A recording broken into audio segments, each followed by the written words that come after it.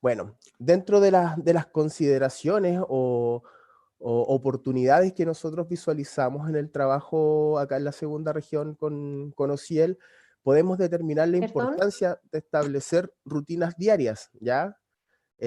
¿Por qué esto es importante? Y haciendo un link entre más o menos cuál es la relación entre el jardín infantil y el hogar. El jardín infantil en sí es una rutina diaria, ¿cierto? Los niños llegan al jardín en la mañana, hay un proceso de traslado, una bienvenida, están los periodos de juego, de alimentación, de descanso, la despedida al finalizar la jornada, etcétera.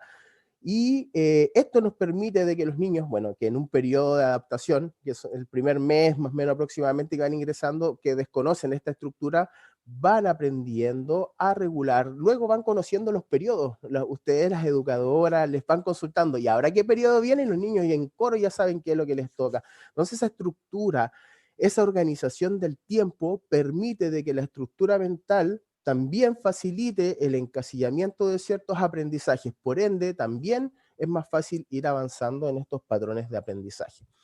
En la casa esto se torna algo distinto, es algo complejo porque la rutina depende culturalmente de cada familia, ¿cierto? Depende de más o menos cuál es la dinámica familiar, cuáles son las horas en que se levantan, las horas en que se acuestan, las horas en que almuerzan, cuál es la percepción de cansancio de las familias asociado también a lo laboral, más o menos la organización del tiempo para compartir o para ejecutar ciertas actividades con sus hijos en contexto domiciliario.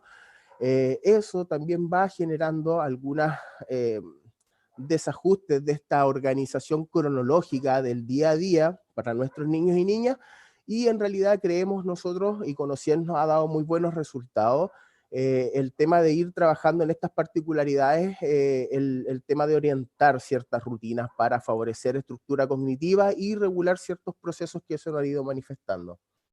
Dentro No, Patito. de las, de las consideraciones que han ido surgiendo o principalmente han sido los motivos de consulta más recurrente que nosotros hemos recibido por parte de los equipos educativos en este contexto de pandemia, tiene que ver con la higiene del sueño, la estimulación del lenguaje, la alimentación, la relajación, el abordaje de conductas de difícil manejo y de contención emocional. Entonces, considerando todo el aspecto teórico que ya pudimos ver previamente, la experiencia de la compañera del jardín de la quinta región que nos fue orientando más o menos cómo desde lo teórico y cómo hay una organización práctica, nosotros también queremos ahora entregarles algunos esbozos más o menos de cómo nosotros también vamos intencionando o insumando a los equipos educativos respecto a ciertas situaciones que vamos a priorizar, en este caso, higiene del sueño, alimentación y abordaje de conducta de difícil manejo. Para ello los voy a dejar con el fonoaudiólogo Osiel Geraldo, mi dupla, para que nos pueda compartir información al respecto. Hola chiquillas y chiquillos, bueno, por favor si me ayudan con el siguiente PPT.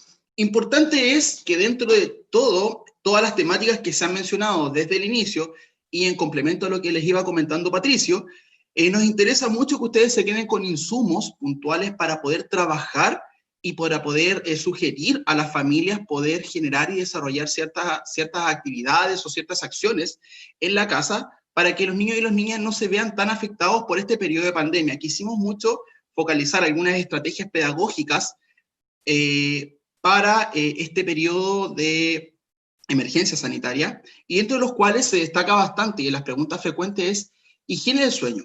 Es decir, ¿por qué se desregula el sueño y por qué es importante? Los niños y las niñas debiesen al menos dormir un poquito más de 12 horas diarias. Por tanto, ¿cómo podemos fomentar que el sueño se vaya regulando en los hogares? Primero, hay que fomentar espacios que generen o que induzcan al sueño. Luces más tenues, luces apagadas, podemos establecer también patrones de música de relajación que se instalen, ¿verdad? O funcionen al momento de dormir y que se apaguen cuando los niños y las niñas ya se duermen. También poder utilizar, por ejemplo, una suerte de masajes en la espaldita, o palmoteos en la espaldita que sean de manera lentos y profundas para que fomenten también los estados de relajación. En muchos casos, los niños y las niñas que tienen algún tipo de necesidad educativa especial o algún tipo de discapacidad se duermen con otro tipo de estrategias, como por ejemplo, utilizar peso en el cuerpo, utilizar mantitas que te puedan cubrir la espaldita o de frente al momento de dormir, que tengan una cierta cantidad de peso. También así la vestibulación o el movimiento en mecedora, que quiere decir que hay veces que los niños duermen de ladito, entonces sería bueno mecerlos de lado a lado, o bien generar estas, como le dije recién, masajes de relajación que sean lentos y profundos. Bueno, eso en relación a la higiene del sueño. Importante también, chiquillas y chiquillos, es que las pantallas, uso de teléfonos, tablets o televisiones, ¿verdad?, puedan ser disminuidos en al menos, o eliminados en al menos 2 horas antes, para poder fomentar que los niños y las niñas puedan conciliar sueño de una manera mucho más rápida, así también como las actividades más motoras que permitan que los niños utilicen las energías durante el día. Bueno, Julita, sí, perfecto. Otra de las preguntas recurrentes es la alimentación. ¿Qué hago? Mi hijo o mi hija no está comiendo en la casa, mi hijo o mi hija es altamente selectivo, aún más, aún más cuando existen situaciones de discapacidad.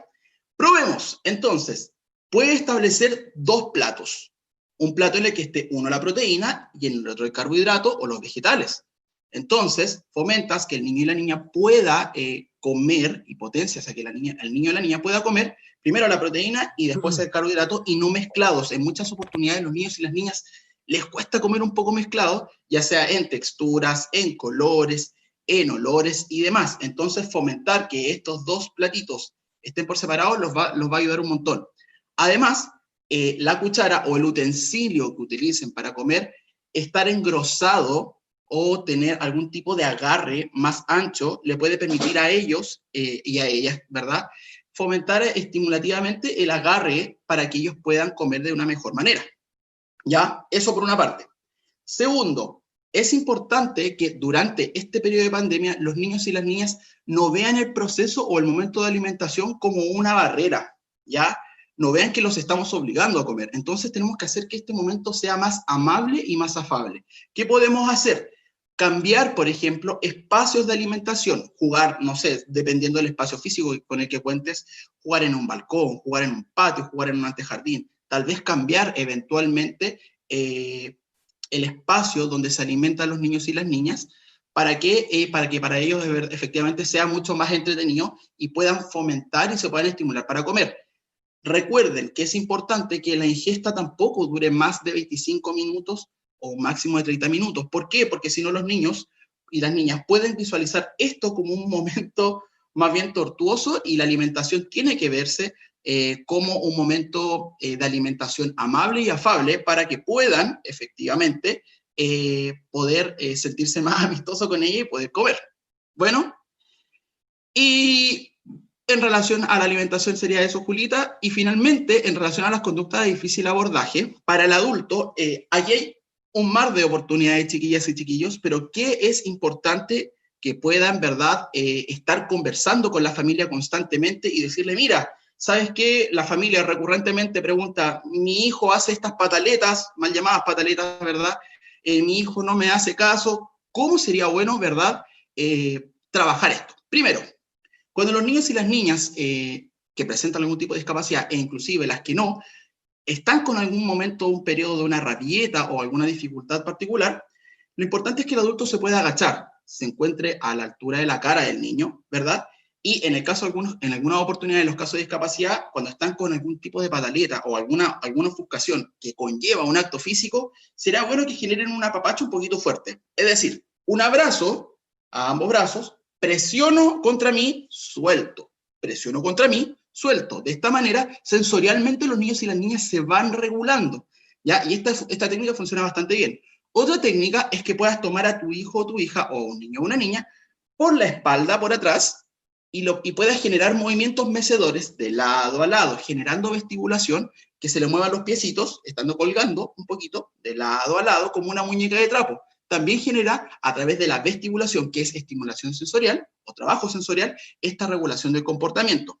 También les sirven, chiquillos y chiquillas, los masajes lentos y profundos en la espaldita, o bien, en algunas oportunidades, depende de los niños y las niñas claramente, porque estas no son recetas, sino que aplican en algunas oportunidades a algunos niños, en las extremidades, en los brazos y en las piernas. Importante es, y muy, muy importante, no utilicemos el no. El no, puntualmente, no te lleva a ningún tipo de análisis ni reflexión. Expliquémosles a los niños y las niñas lo que nosotros queremos. Si tú en el fondo no quieres que se suba a la silla, no puedes decirle, no te subas a la silla. Es como una bomba que va a explotar y el niño y la niña finalmente lo van a terminar haciendo igual, porque su comportamiento por naturaleza va a ser un poco más oposicionista. ¿Qué tienes que hacer? Analizar un poco más y decir, ¿qué quiero yo que haga el niño o la niña? ¿Qué se siente? Entonces le dice, ejemplo, el Juanito o tú, Juanito, te sientas en la silla porque puedes tener un accidente, que es muy diferente a decirle, hey, no te sientes en la silla porque te vas a caer. Bueno, de esta manera vamos generando que los niños y las niñas generen esta autorregulación del comportamiento a través de las reflexiones que ellos mismos pueden estar haciendo. Y finalmente, para no extenderme tanto, porque ya estamos como justo en el tiempo, en el juego, chiquillas y chiquillos, es importante que el juego lo podamos anticipar de una manera visual. ¿Qué es importante? Establezcamos al menos 3 normas de manera visual al momento de jugar para que los niños y las niñas tengan claro cuáles son los hitos o qué va a marcar este juego. ¿Qué sucede muchas veces? Hay muchas normas establecidas en la casa o muchas normas establecidas dentro del aula. Entonces son muchas normas que los niños, algunas no consideran y otras sí. Prioricemos 3 para que los niños puedan interiorizarlas de una buena forma y estas puedan ser ejecutadas y por ellos mismos, ¿verdad?, durante el juego. Importante es, para poder establecer juegos que tengan sentido para los niños, que el juego inicie, que el juego se desarrolle y que el juego termine. Importante es que un niño tenga este esquema súper clarito para poder fomentar los aprendizajes significativos, ya sea en niños que tengan discapacidad, que los ayuda un montón porque es una anticipación súper buena, pero además en niños y niñas que no tengan ningún tipo de discapacidad, ¿ya? Eso, y finalmente para trabajar en la casa, y esto a modo de tips, que tiene un enfoque montessoriano, trabajar con los juguetes categorizados en cajitas, si no tienen estas cajitas que son transparentes, cajitas de zapatos, chiquillos, cajitas de zapatos que vayan y tengan sectorizado o categorizado los juguetes, es decir, los vehículos con los vehículos, la fruta con la fruta, las muñecas con las muñecas. Esto fomenta un montón que los niños y las niñas puedan ir aprendiendo de una manera mucho más ordenada y también significativa.